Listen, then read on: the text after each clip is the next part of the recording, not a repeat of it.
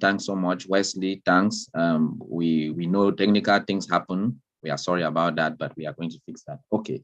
So let me just go straight away. So Ewere, are you able to?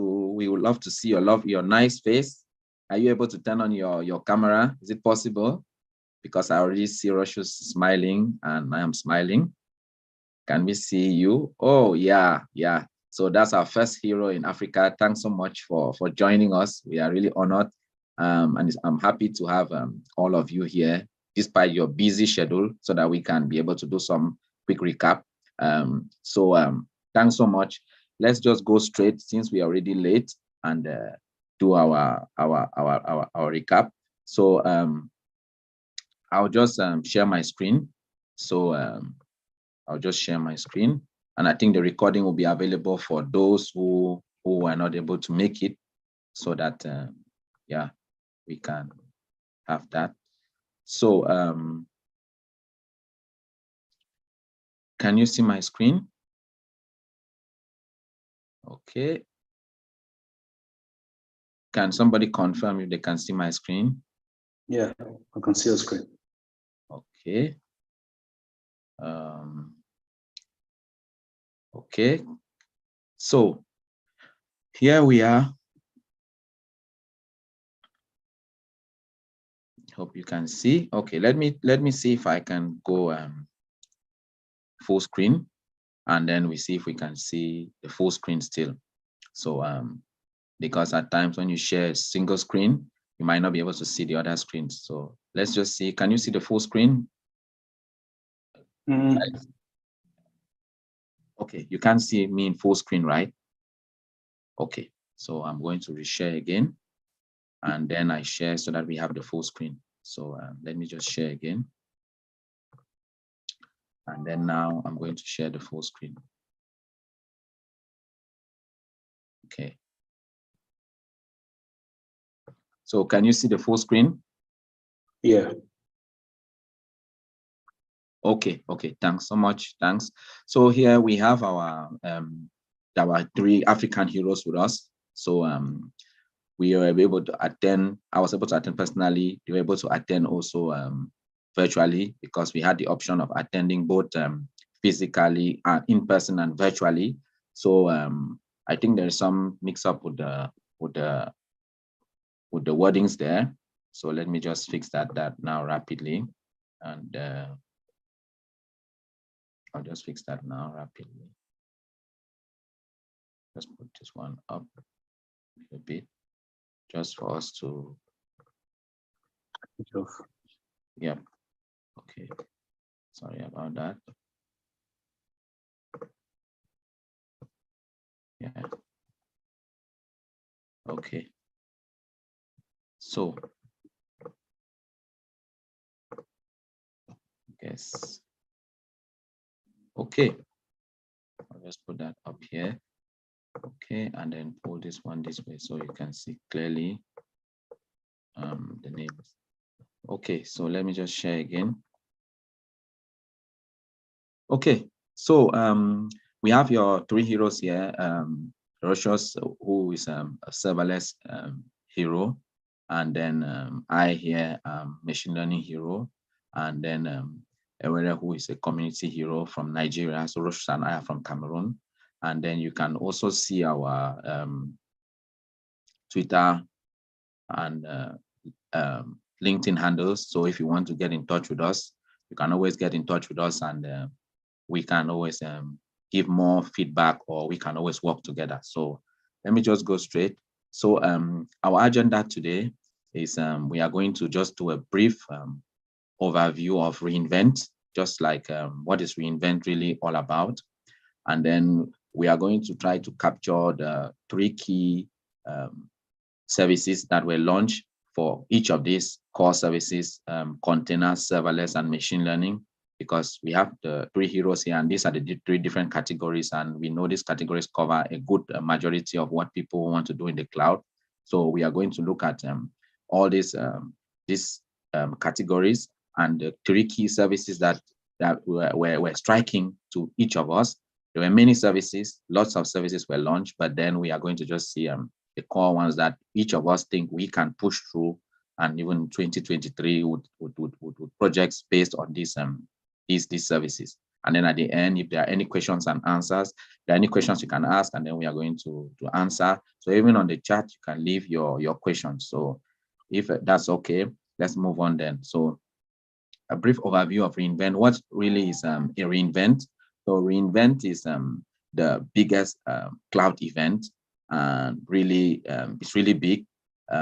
So it's organized by AWS, and that usually takes place the last week of November towards the first week of December. So there's the possibility to attend both in person and online. So I attended in person. Rosius and Ewere attended online, and there are many persons who were online and in person too. So also one of the things that is interesting about Reinvent is usually a rush. There are more than 2,000 sessions that are going on. So picking which session to go to, there are so many. And that's also the reason why we do recaps like this, to be able to pick out one of the key things to focus on, because 2,000 sessions is really, really massive. And then also it's a learning conference. So most the core of it is people come there to learn, and then like there are boot camps, there are labs, gamified learning experiences, and then you have technical sessions, breakout, keynotes. So there are lots of things that people come there to do, but most of it is to learn, and then probably also to network. And then there are live demos and interactions, both from the AWS side and from the partners. The partners who come to show their new technology. And then also we have keynotes from AWS leaders such as the CEO, the CTO, to announce new launches, which is what we are going to see here, some of the launches that we fell in love with as heroes. So the Reinvent, a summary of the Reinvent 2022, which just ended last week. The thing about it was it was held in Las Vegas, from the 28th of November to the 2nd of December. So yes, most of the times it's held in Las Vegas.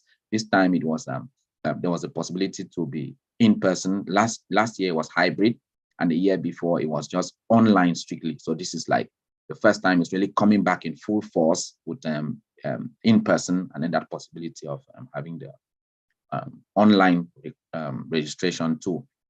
So we had more than 50,000 attendees. A very big number. So I think some are saying it's even up to 70,000, but it was really massive. There were really many people there. That's why it's really the biggest event. And then also in this during the Reinvent of 2022, many services were launched for compute, data, machine learning, security, and almost everything had a new service launch. And then we noticed that this year there was some more focus towards working on improving observability. Like for example, Serverless is having the deployment of observability, trying to improve observability, and then also trying to improve security, tighten security. Since after the pandemic, we have had issues with security as people are now working from home and we're more susceptible to phishing attacks. So security was a concern this year. And then also data, as data keeps increasing, data keeps multiplying. So we have to try to harness the data to get better insight. And then also being able to save cost, about being efficient, less cost, less time, more efficiency in terms of developers' time, in terms of resources put in to be able to build applications. So those were the main focus we saw this year. So now we have these links here. So if you want to know more about the resources that you want to read more, there are so many resources. So the top announcements from Reinvent are all here. It's the first link. Then you can look at the keynotes for all the new launches all the new services that were launched. We just touched like 9 of them, 3 for each of our specialties, but there were so many. And then you can also look at the YouTube playlist for the leadership sessions, and then also the breakout session. So let's move on now to the main recap for containers. And I know here, Ewere is here. So he's worked a lot with containers. That's his main focus. So he's going to take us through his three main things and that he found interesting with Reinvent. So Ewere, can you take over briefly and let us get your feedback from Reinvent. Okay, hello everyone. Nice to be here. This is first of its kind recap by Heroes of Africa. Hello Rosius and hello Cyril from Sub-Saharan Africa. So I'll be talking about some of these nice fun things I noticed from Reinvent. Most of the launches were very interesting and they were quite exciting with a lot of stuff that coming in 2023 that will help a lot of businesses to innovate and drive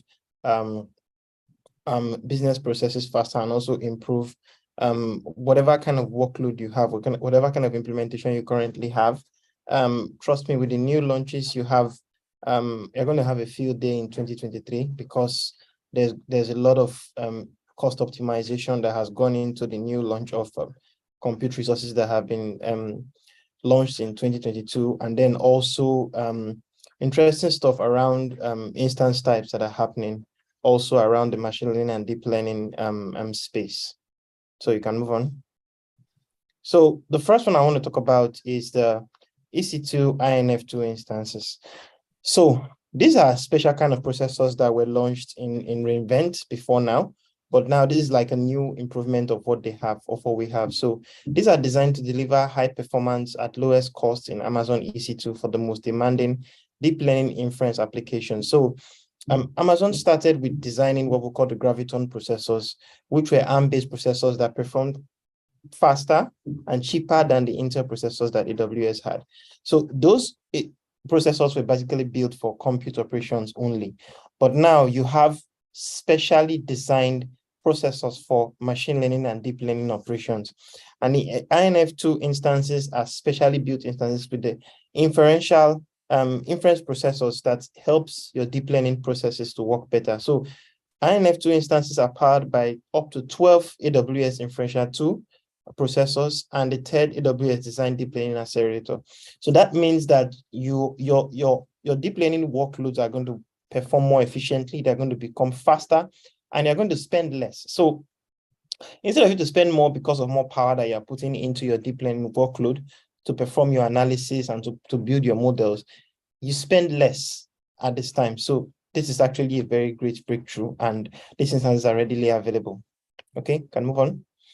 So the other thing is so many types of instances are coming up because of the Graviton processor. AWS is able to expand and build more types of instance families. So the three instance families that were launched are the C7GN, the R7IZ, and the HPCZG. So for the first time, AWS is having a specially purpose designed instance type for HPC. Okay, so let's talk about the C7GN. So the C7GN instances are designed for your most demanding network intensive workload, such as network virtual instance appliances like firewalls, virtual routers, load balancers, and so forth. Data analytics and tightly coupled cluster computing jobs. So when you have workloads that are network oriented, so we still have some businesses who build their infrastructure around using EC2 instances. For example, you want to use things like Nginx or HAProxy or any other kind of open source load balancer. So these are the instances that are designed for those kind of workloads. If you might not want to use the AWS load balancer, that's fine. That's quite okay. But you can also use the C7GN instances to deploy your networking workload to help you get better throughput than you can get in your normal EC2 instance. So what this means is that you have better offering in terms of your instance network capacity than you will have when you use a general purpose instance or a network or a memory-based instance or compute-based instance. Now you're having network-based instances that give you better throughput than you will get from the normal instances. The other one we have here is this R7IZ instances, which are perfect match for your electronic design automation, financial, actuarial, and simulation workloads. They are also great hosts for relational databases and other commercial software that is licensed on a per core basis. So this means that you kind of have more control with your RZI7 instances, and the purposes of these instances are clearly stated here.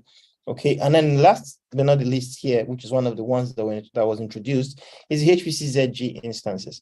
So the G you see in front of these instances means that these instances are using the Graviton processor.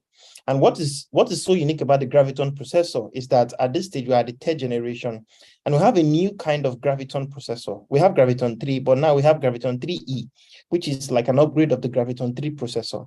Now, anytime you see the G that tells you Graviton, it means that is the custom built AWS Amazon processors, which are less expensive with higher throughput and better performance than you have with your Intel instance. So anytime you're in your EC2 console and you're trying to launch an instance, just look out for the G at the end of that instance type, and you are going to get better value for your money. Basically, it's always cheaper, like 30%, 40% cheaper than your existing instance types that you find there.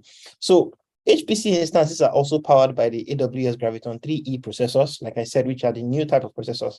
And they're designed to give you the best price performance for tightly coupled, compute-intensive HPC and distributed computing workloads. So if you're performing very high-intensive workloads for your organization, okay, genome sequencing and anything that has to do with very high compute operations, these are the instances that you will use to get the best performance. So what AWS is trying to do at this point in time is the variations of the purposely built instances are increasing by the day. And you don't just have to go to the console and pick any instance you like. No, you need to look at what the instance is built for and use that instance for what it was designed for. I was talking about the C7GN instance. I mean, the N there means networking. So it means that if you have a high network throughput system you're trying to build, and you are going to be using a lot of network open source tools, VPN tools, load balancing tools, you shouldn't be using the HPC-ZG. Instead, you should use the C7GN because it comes with the Graviton processor and it's purposely built for networking operations. Okay, let's move on to the next. And then one of the most interesting things for me is the Amazon Code Catalyst. So what's Amazon Code Catalyst? It's a unified software development service that makes it faster to build and deliver software on AWS. So basically, this is a templated dashboard. Now, what does Code Catalyst do for you? Code Catalyst is an end-to-end tool that helps you to build applications out of the box without having to understand the code or the nitty-gritty of the code. So what Code Catalyst has done, from the screenshot you can see here, is that it has templates of applications that people build on a regular, that you don't have to start from the scratch. Instead, it comes with boilerplate templates that you can build applications with. For example, you can see the AWS Glue ETL there, which practically shows you the exact way you can build an ETL tool without having to know about ETL end to end. You also have the simple RESTful microservice, serverless RESTful microservice. Basically, if it tells you serverless, that means it's most likely using API Gateway and Lambda to build that service. And then you have the ASP.NET Core Web API. So what Code Catalyst is supposed to do for you is that it will speed up your development process and deployment process. One of the most interesting things about Code Catalyst is it doesn't just build the code. It doesn't just give you a templated code. It also helps you with the CI/CD pipeline. So you have the DevOps deployment pipeline guide that comes with it. So it automatically orchestrates the infrastructure of your computes and also orchestrates the CI/CD flow of building and deploying the application into the environment you need it with just a single click of a button. So if you're trying to build an application and you don't know where to start from, you don't know how to start your boilerplate code, Code Catalyst helps to take you a step further and a step faster in terms of that particular operation. So those are some of the things that were quite interesting for me, and most especially Code Catalyst in the Reinvent that just finished last week. Thank you, everybody. If you have any questions, we can drop it on the chat. I'll hand over to the next person. Thank you, Cyril. Yeah, thanks so much, Ewere. It was really rich. And at times, I even feel like I should jump and leave machine learning and join you with containers. But yes, this is really, really, really good. And I love the way you were explicit and you were really clear. So I hope 2023, we are going to see lots of application. People use these new services as they are more efficient. They are more like suits your try to solve your problems better. And let's move on straight away, not to waste much time. Let's move on straight away to Rosius. So Rosius, can you just tell us briefly what you loved about serverless yeah, this Reinvent. Thank you. Yeah, so thanks a lot, Cyril. And Ewere, that was really explicit. I mean, Reinvent would not be Reinvent without a keynote from Dr. Werner Vogels, right? And I'm glad that the main focus for this year was serverless. You know, the serverless has always been, you know, on a competing edge with containers, but I'm glad that this year they put everything on serverless, and they actually made mention of, I mean, the main focus was event-driven applications, you know, because I don't think there's an app that I've built which isn't event-driven.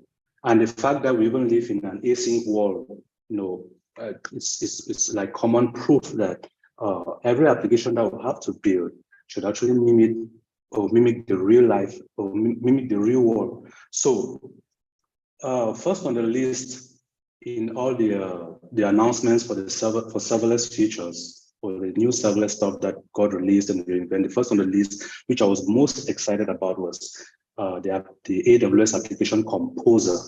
You know, because catching to beginners has always been my focus. Like I always say, there are more rookies than pros. You know, so I always try to like be at that fence or at that edge where I can welcome new people. I can get new people from the public and bring them into serverless, and then they can go in now and then become advanced and stuff like that. But I always like to be on that bridge to be the first person to bring them in. So the AWS application composer is actually a visual interface. So can I please move to the next slide? Thank you. Okay. So it's straight. Yeah. So yeah, no, to the next one again. I've already gone past this. Yeah, thank you. So like you can see from the image, it's actually a way to build your serverless applications in a visual manner. It's similar to if you've used the AWS Step Functions Visual Studio. You know, it has drag and drop, so you can actually build your API, your REST API, you know, and connect it to a lot of different data sources. You know, your DynamoDB, you can add your SQS and stuff like that. And right now, it's still in the preview stage, so it doesn't really have all the functionality in place. But with this now, I think it's really great because beginners can just come in and they just drag and drop their functions and their API gateways and databases around, and then deploy, because from here you can generate your SAM template, which is your infrastructure as code, you know, your YAML file, and you can easily deploy to your server just by clicking buttons. This is really great, you know, as compared to writing all the code from scratch. So let's dive into the next feature, please.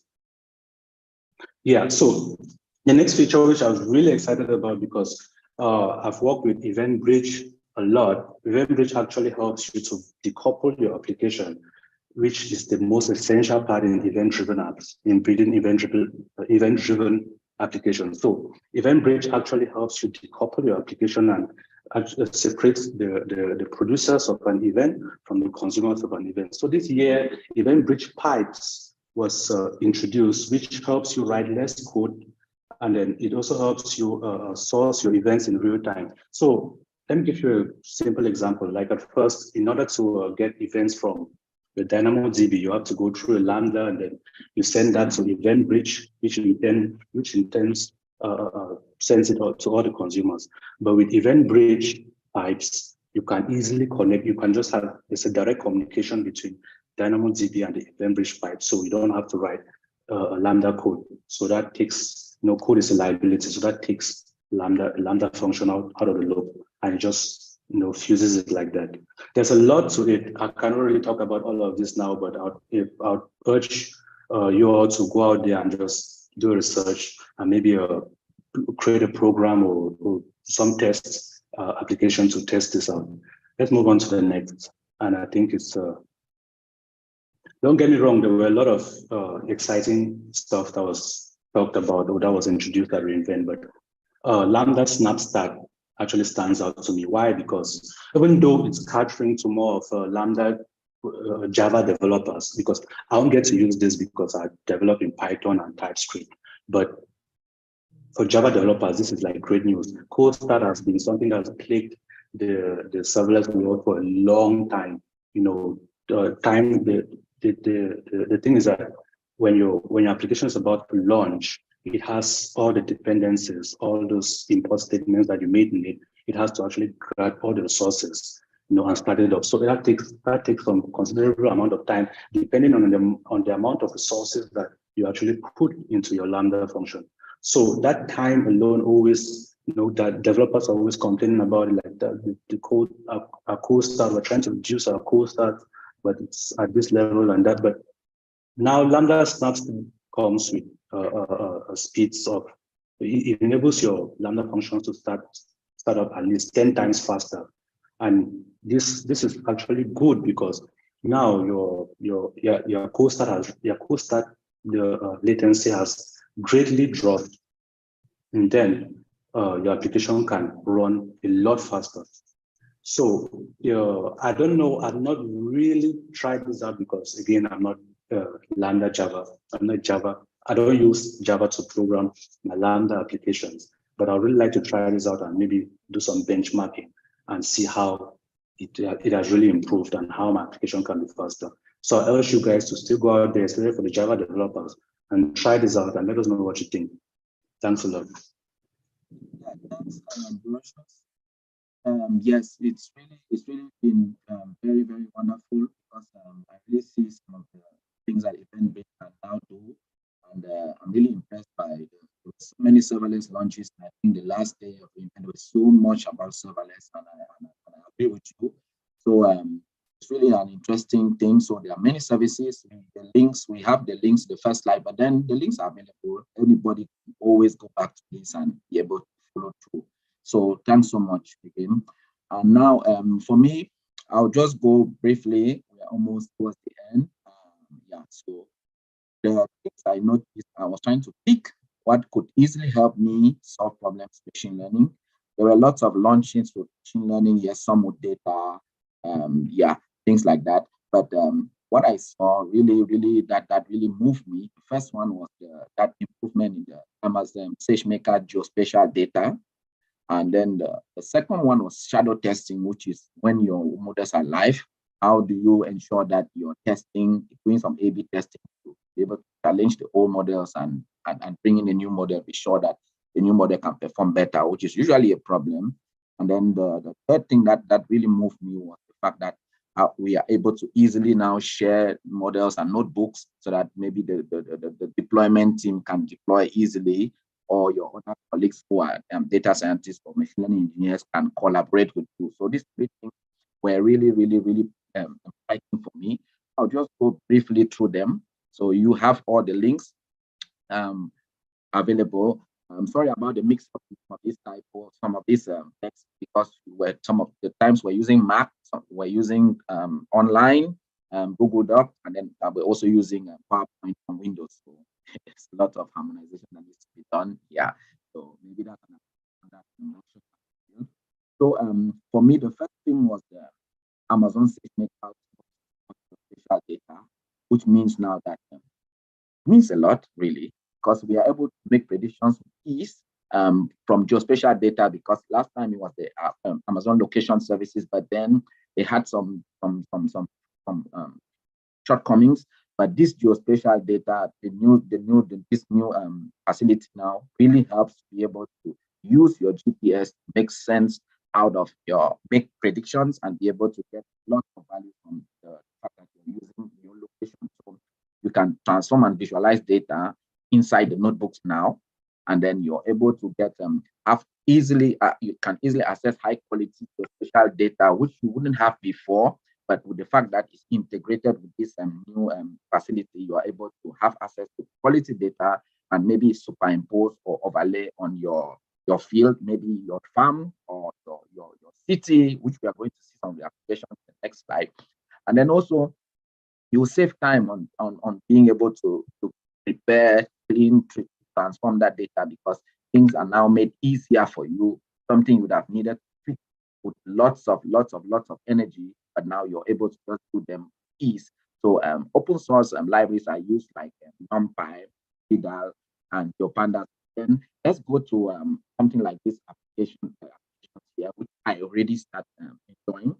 So insurance companies now can analyze the impact of natural disasters on local economies and be able to adjust with the risk and the premium. So just from the natural disasters from different locations, they can be able to customize their premiums very easily with this new service.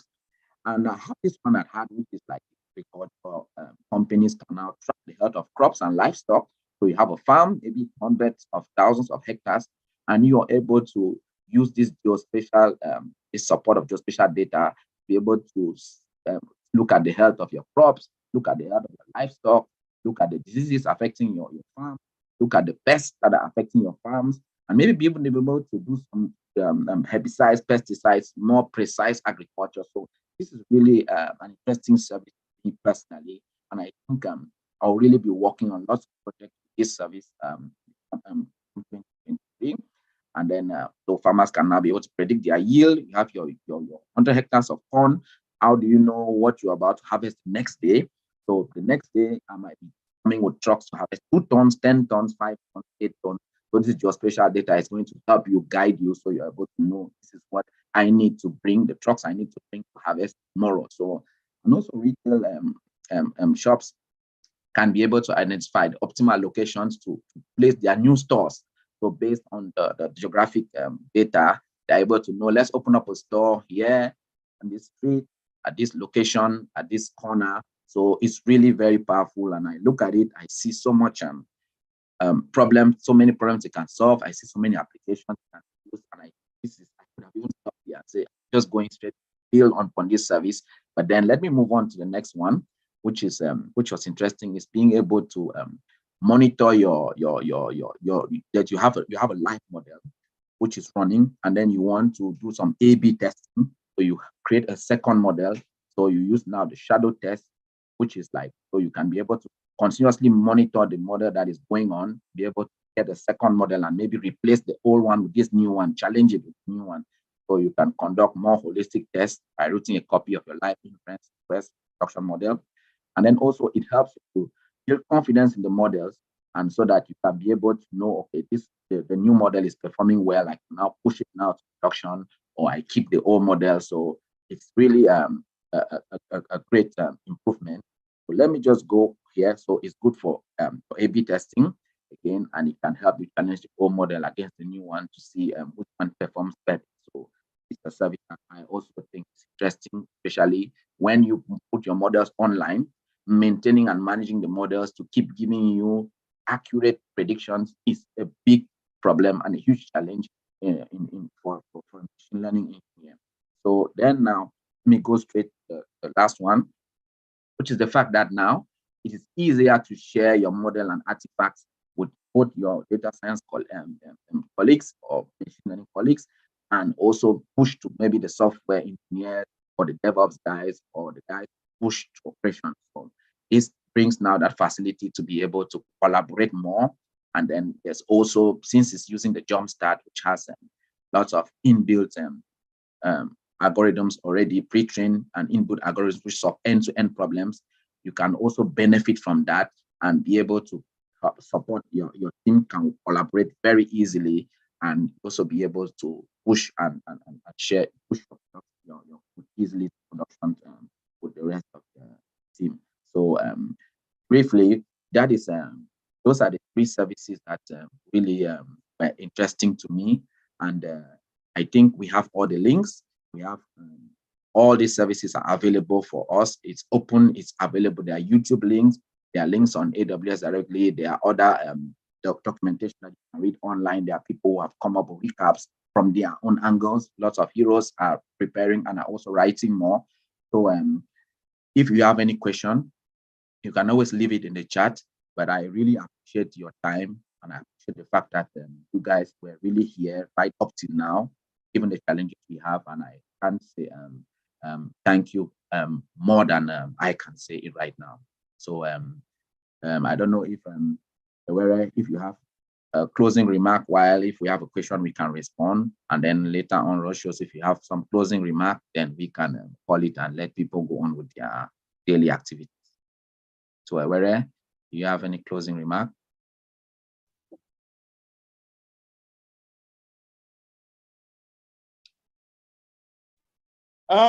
Well, I would just say that 2023 is going to be a wonderful year.